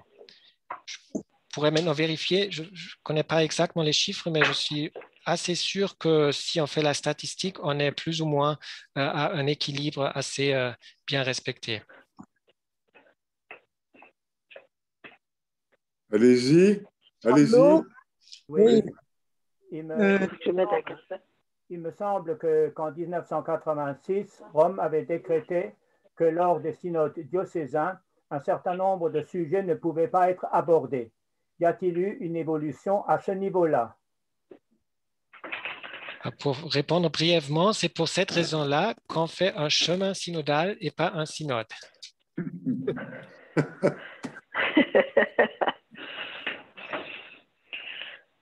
Il y avait une question en préparation. Je peux juste peut-être encore rajouter 2 phrases. Oui. Dans mon diocèse de Freiburg, par exemple, il y a, comme dans beaucoup de diocèses allemands, autour des années 90, il y a eu des forums diocésains, justement pour trouver une autre forme de vie synodale, si vous voulez, sans être contraint par le règlement qui concerne les synodes au sens propre du terme. Donc, votre question touche un point qui est débattu dans l'Église en Allemagne ces dernières décennies, mais encore une fois, c'est pour ça qu'on fait un chemin synodal qui laisse justement plus de place aux discussions. Oui. Allô? Allô? Oui, allez-y. Oui, j'ai un fils qui vit en Allemagne depuis 10 ans. Il connaît l'Allemagne et les États-Unis, ça c'est pour une entrée en matière. Mais vous avez dit quelque chose de très important, c'est qu'en Allemagne, il y a autant de catholiques que de protestants. Et me vient en tête une phrase de un grand intellectuel catholique français, « Éduquer des consciences libres ». Je me demande si la proximité du protestantisme, le dialogue avec le protestantisme en Allemagne, beaucoup plus développé qu'en France, n'amène pas à des tendances, comment dire, plus démocratiques dans l'Église allemande que dans l'Église française. Je pense que oui, je pense que la proximité avec les protestants est une évidence pour les catholiques allemands. Ils voient comment fonctionne l'Église protestante. Ils voient que là, il y a des moyens de participation qui sont différents de celles dans le catholicisme. Et c'est clair que ça crée une sorte d'attente aussi, qui est peut-être plus grande dans le catholicisme allemand que dans le catholicisme français. Alors, je dirais oui, il y a cette influence à plusieurs niveaux. Aussi au niveau de la manière, disons, un peu plus philosophique, comment on aborde certaines choses, hein, c'est-à-dire une manière, comment on voit le rapport avec la société ou comment on voit le rapport avec, par exemple, le statut de la théologie à l'université. Tout ça, c'est en grande partie influencé par la coexistence écuménique avec les protestants, oui. Vous avez évoqué le message sur l'évangélisation au début du chemin synodal. Est-ce qu'il y a en permanence, quel genre de communication y a-t-il en permanence entre les participants du chemin synodal et le Vatican? Est-ce que le Vatican a des observateurs ou quel est le type de communication, quel est le processus de communication entre les participants et Rome? Alors, bien sûr, il y a le nonce apostolique qui est toujours présent au chemin synodal. C'est Monseigneur Eterovic qui était à l'époque secrétaire du synode des évêques, donc qui est un expert en la matière, en quelque sorte. Nous avons le cardinal Marx, qui n'est plus président du chemin synodal, mais qui reste, comme vous le savez, peut-être membre du Conseil des cardinaux auprès du pape, qui est en train d'élaborer une réforme de la curie. C'est-à-dire, à travers le cardinal Marx, il y a une sorte de relation très directe. Maintenant, quand Monseigneur Betzing est devenu président de la conférence épiscopale au terme du mandat du cardinal Marx, il a dit que, contrairement au cardinal Marx, il n'a pas de fonction romaine. Donc, alors, il a dit, on va voir maintenant comment on trouve quand même des moyens de communication faciles et, je dirais, quotidiens. Mais là, comment il fait exactement, ça, je ne peux pas vous dire. Merci. Merci, Jeanne-Jacques. Allez-vous rendre public l'intégralité de vos travaux, propositions, etc. Est-ce que ce sera diffusé largement? Alors, jusqu'ici, tous ces textes dont j'ai parlé, les textes de base, les textes de discussion, tout ça, vous le trouvez déjà sur le site du chemin synodal. Donc, tous ces textes sont publiés. Et bien sûr, les textes finaux seront publiés aussi. Alors, je pense que ce besoin de transparence, c'est justement une manière comment on veut réagir à la crise de crédibilité. Et ça commence naturellement par la publication des travaux. Et d'ailleurs, si je ne me trompe pas, la dernière réunion plénière au mois de février était, comme nous ce soir, devant les écrans. Et si je ne me trompe pas, c'est accessible, ou c'était en tout cas accessible sur leur site. Donc, on pouvait écouter les discussions plénières. Ça, on en rêverait chez nous. Oui. Il faudrait peut-être que vous regardiez les questions qui ont été posées par écrit, d'en converser. Oui. Alors, j'ai trouvé dans la conversation, alors, couper les micros, ça on a fait. Je passe à la première question qui est de Monseigneur Giraud. La place aux plus pauvres ou à quelques pauvres. Je répondrai en deux temps. D'un côté, ça correspond au problème soulevé par Hervé Legrand. Quel type de représentativité au-delà des initiés de l'Église sont présents? Ça fait partie de ce problème. J'ai terminé mon exposé avec Monseigneur Neher, le président de la Caritas, qui vous dirait, alors vu que nous avons 500 000 employés qui travaillent dans le domaine social, dans le domaine de la santé, nous avons bien sûr cette perspective que nous allons valoriser, mais à ma connaissance, il n'y a pas quelqu'un qui est désigné en quelque sorte comme étant le représentant des pauvres. Alors, je dirais les deux choses. Ça fait partie de la grande question et les délégués de la Caritas vous diraient, mais nous, on essaie d'être leurs représentants. Ensuite, ça ne concerne pas moi. Quelle est la méthode de prise de décision dans le...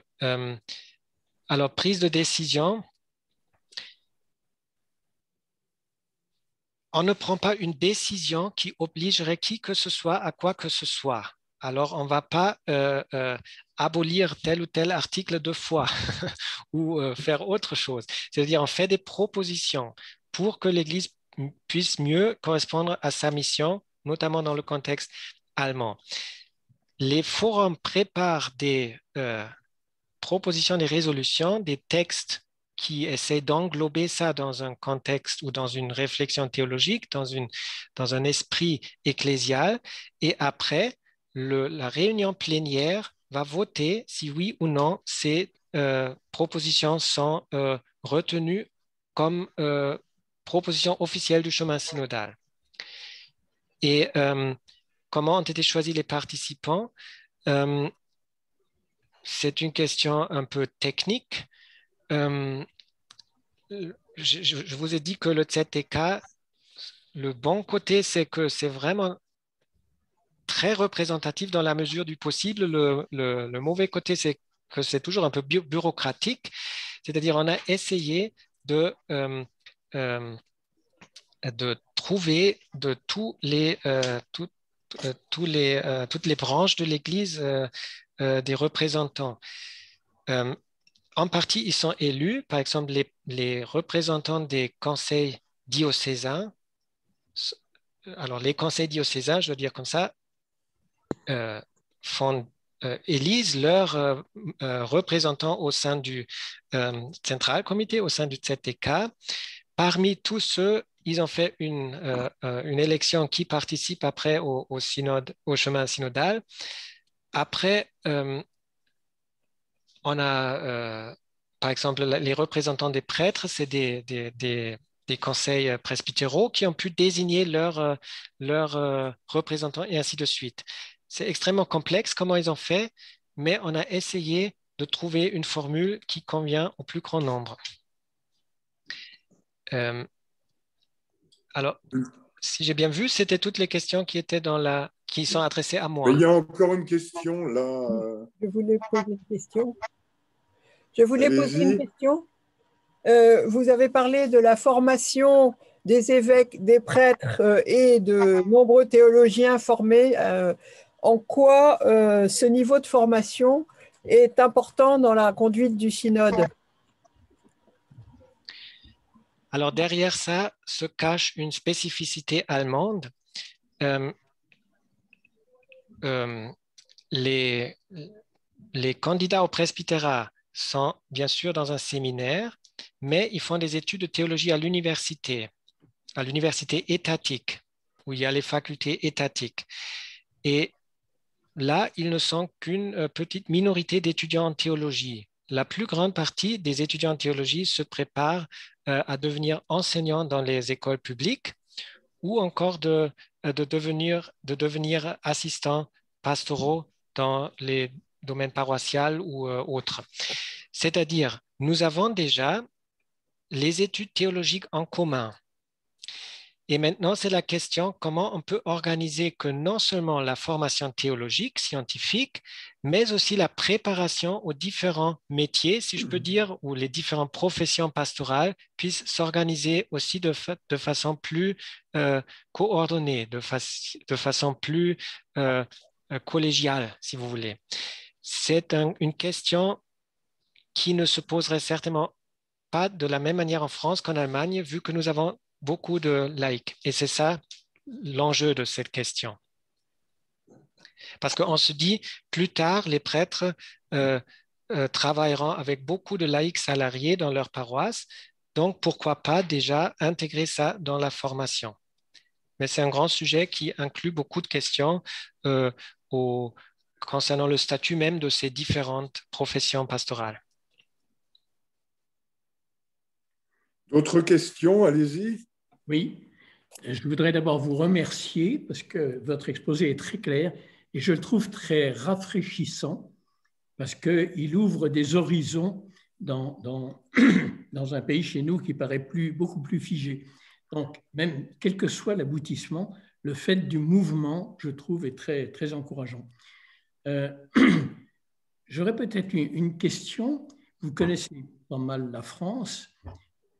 Pour avancer en France, à votre avis, par où il faudrait commencer?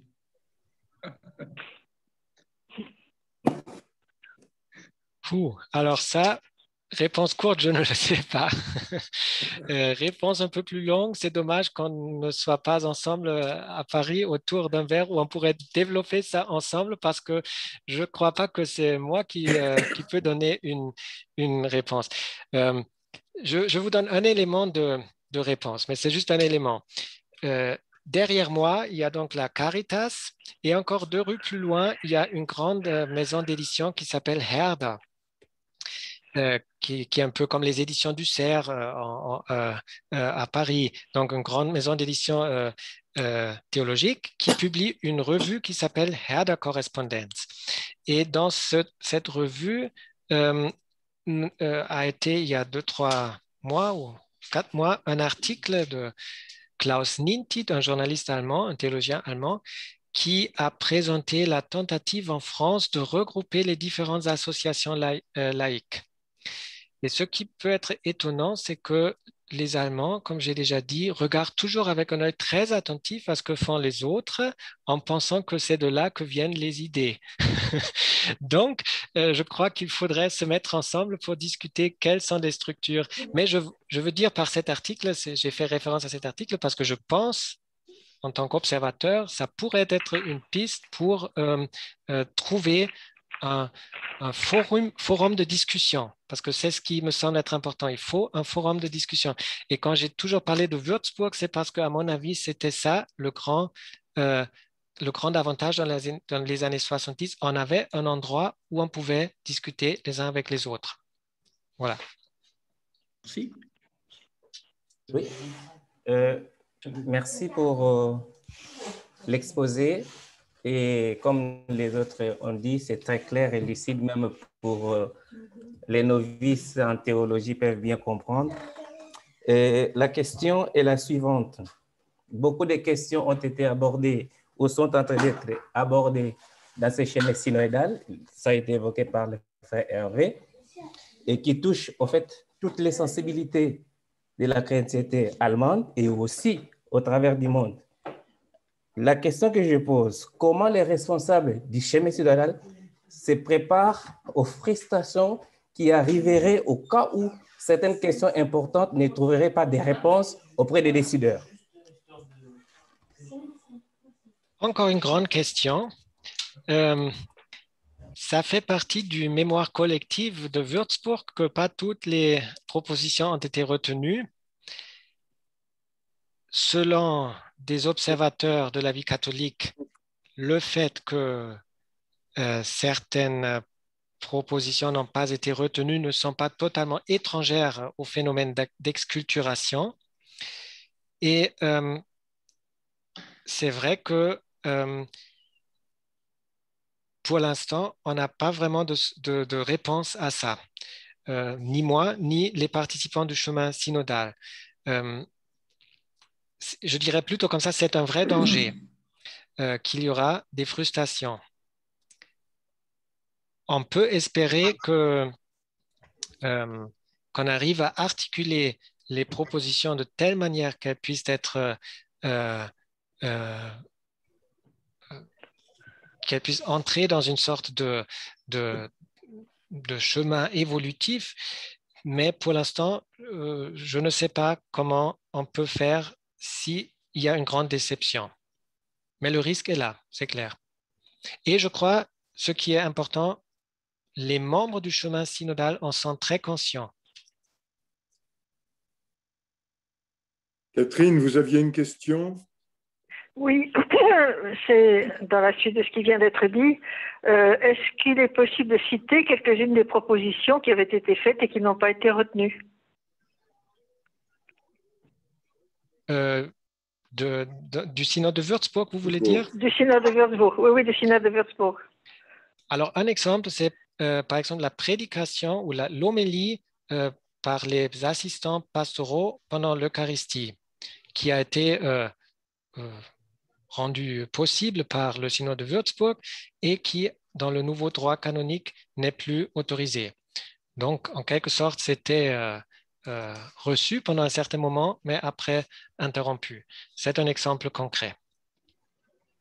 Vous en avez d'autres?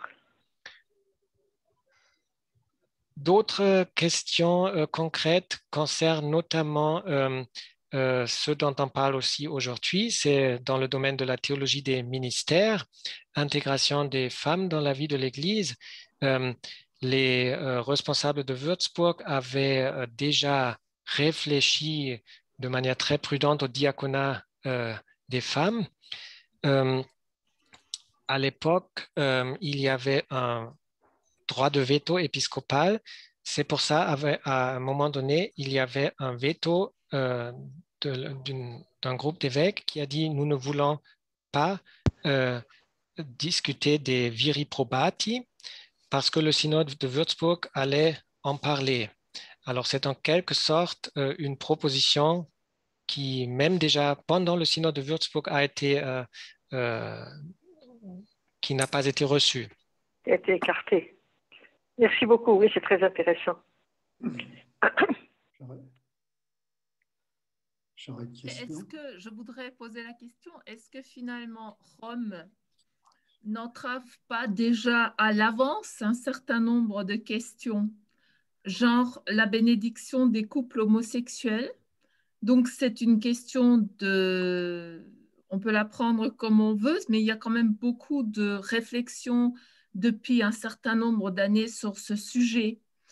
Je prends un autre exemple encore, c'est la question des facultés de théologie, même en Allemagne, qui doivent être liées à un séminaire pour pouvoir avoir le grade canonique. Or, la discussion porte actuellement, je le sais parce que c'est la même chose pour l'Est de la France, porte sur le regroupement des séminaires. Et l'idée en Allemagne est d'avoir 3 grands séminaires, donc 3 grandes facultés de théologie. Et donc les autres seraient des facultés qui seraient finalement pour les laïcs ou pour ce que vous voulez, mais en tout cas où les prêtres ne seront plus concernés et où d'une certaine façon on pourrait à nouveau mettre en place un certain élitisme de la formation des prêtres. Donc, j'ai l'impression que par moment, on a aussi la Congrégation pour la doctrine de la foi ou d'autres dicastères romains qui s'opposent quelque peu à ce qui est fait en Allemagne. Enfin, troisième question, est-ce que des groupes conservateurs américains comme LifeSite News est un groupe qui a beaucoup d'argent, qui est extrêmement influent, qui crée des sites Internet pour contrer tout ce qui ne va pas dans la perspective de leur ligne de conduite, de leurs idées, de leur idéologie, qui est très souvent contre le pape François lui-même et qui trouve à cet égard une résistance extrêmement forte. Par exemple, dès que vous prenez la parole sur l'homosexualité de façon individuelle comme théologien, vous avez beaucoup de chances d'être attaqué de façon publique par les réseaux sociaux de LifeSite News qui sont créés sur mesure pour dire que vous n'êtes plus une théologienne ou un théologien catholique. Je crois qu'il y a ici quelque chose de très fort. Est-ce que le fait d'être en forum et d'avoir les évêques de votre côté vous protège, ou est-ce que LifeSite News est équivalent, s'attaque aussi à, je dirais, aux têtes pensantes du chemin synodal? Merci. Excusez pour le nombre de questions, mais je les ai un peu regroupées pour essayer de... Ils vont tous un peu dans le même sens. Voilà, merci. Alors, merci pour vos questions. J'essaie d'être bref pour ne pas me perdre dans les détails. Première partie des questions, des prises de position, par exemple sur l'homosexualité, comme cette semaine, influence naturellement les discussions autour du chemin synodal. Ça déclenche toute une série de réactions de la part des membres du chemin synodal, des différents groupes, aussi des évêques qui essayent d'articuler que la doctrine actuelle est explicitée dans ce genre de prise de position et qu'en même temps, cette doctrine n'est pas considérée comme crédible par beaucoup de gens. Donc, il y a là un vrai malaise qui s'exprime et je crois qu'il s'exprime et qui cherche la manière comment il peut s'exprimer, ce malaise. C'est une question ouverte. Pour la question des séminaires, j'ai parlé des restructurations des paroisses comme un sujet transversal qui occupe les esprits des catholiques un peu partout. Et d'une certaine manière, c'est la même chose avec les séminaires, c'est-à-dire, c'est un autre exemple pour des évolutions en cours qui ne sont pas débattues au chemin synodal en tant que tel, mais qui naturellement influencent d'une manière très directe beaucoup d'autres sujets. C'est-à-dire, c'est la grande question comment on peut articuler les propositions concrètes ou les résolutions concrètes du chemin synodal d'une part, avec les évolutions de toutes sortes dans ce sens-là d'autre part. C'est une question qui, dont je crois que beaucoup de membres du chemin synodal sont conscients, mais c'est vrai, là, on arrive aussi à un manque de temps dans ce cadre institutionnel d'articuler tout ça. Parce que là encore, tout est lié. Si vous avez le regroupement des séminaires, bien sûr, c'est lié au forum qui parle sur la question des prêtres. Et en même temps, les choses évoluent assez rapidement. Et pour l'influence de sites, bien sûr, ça existe. Je dirais, l'infrastructure journalistique du catholicisme allemand est aussi assez important. Parmi les éléments qu'Hervé Legrand a nommés, les moyens financiers, les moyens du personnel, il faudrait aussi dire les moyens de publication. Donc, il y a beaucoup de sites officiels ou demi-officiels de l'Église catholique, beaucoup de sites assez professionnels des diocèses, du ZTK, du chemin synodal. Donc, il y a beaucoup de sites qui font que des prises de position, comme vous les avez décrivées, ne sautent peut-être pas autant aux yeux qu'ailleurs, parce qu'il y a aussi d'autres voix qui s'expriment. Mais c'est vrai qu'il y a bien sûr des tentatives de procéder de la manière que vous l'avez décrite. Mais je dirais que c'est un phénomène un peu moins fort en Allemagne. On va prendre une dernière question parce qu'il est presque 21h là. J'avais une question sur l'interaction avec l'Église protestante en Allemagne. Il en était question tout à l'heure, plutôt d'un point de vue culturel, du point de vue de la mentalité. Est-ce qu'il y a eu, dans la démarche synodale, des interactions avec les autorités protestantes? Et question subsidiaire, il était question il y a quelques années beaucoup d'intercommunion entre protestants et catholiques. C'était un des thèmes, la catholique il me semble. Est-ce qu'il y a du nouveau sur ce point de vue-là? Est-ce qu'il y a des initiatives? Est-ce que c'est resté très marginal? Alors, encore une grande question que vous soulevez.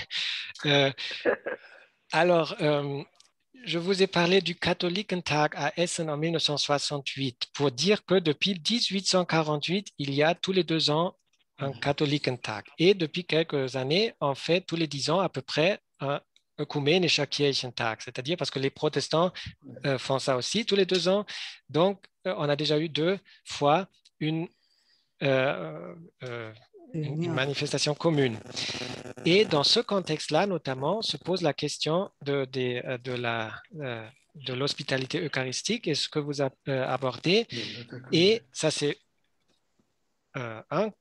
une ligne et un autre endroit où on en parle beaucoup, c'est il y a un groupe de travail catholique protestant qui existe depuis 50 ans déjà et qui est en quelque sorte notre dialogue officiel écuménique, qui a fait des études très profondes, très fouillées sur, par exemple, la théologie des ministères, sur le rapport entre l'écriture et la tradition, ce qui a aussi d'ailleurs mené à la déclaration commune sur la justification, et ainsi de suite. Donc, ça s'inscrit dans une longue durée, je veux dire par là.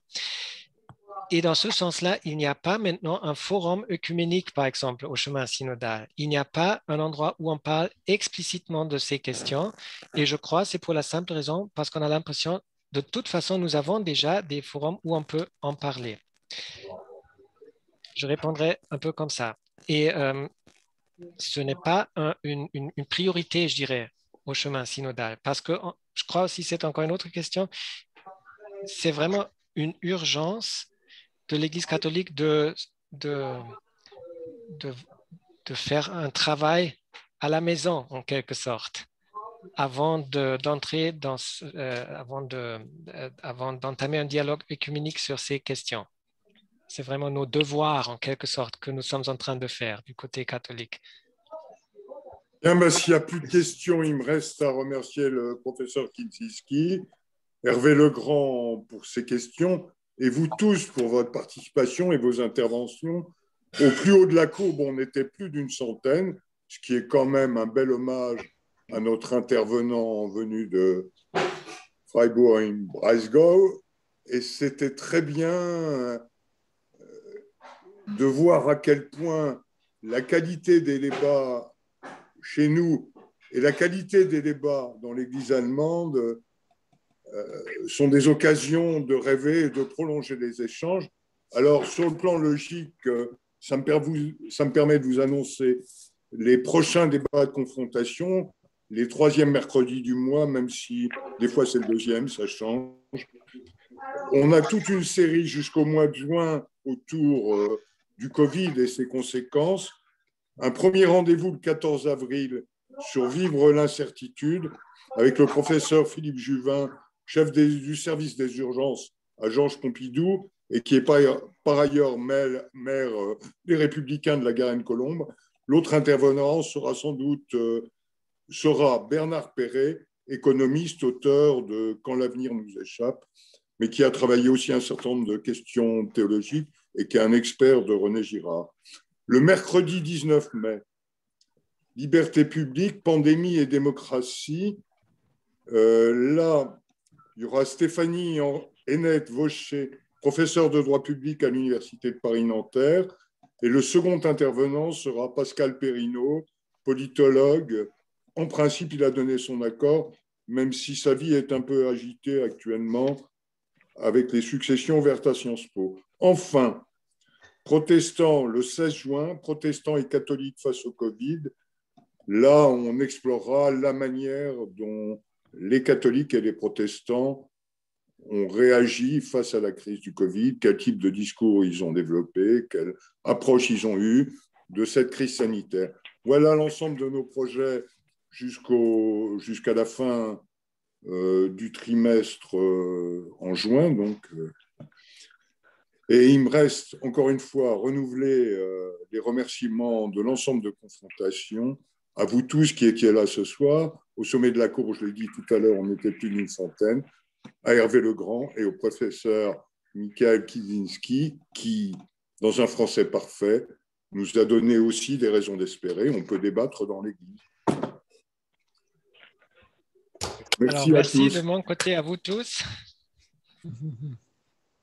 Bonne soirée. Merci à vous. Voilà. Merci. Merci. Merci. Merci. Et vous retrouverez l'ensemble de cette conférence sur le site de Confrontation. Merci. Excellente soirée. Oui, grand merci à tout le monde. Merci beaucoup. Merci. Merci beaucoup. Les dialogues avec les transparents du professeur. Je pense que oui, puisque la vidéo a dû tout enregistrer. D'accord. Mais on va découvrir, on va rentrer dans le ventre de la technique et on va faire au mieux.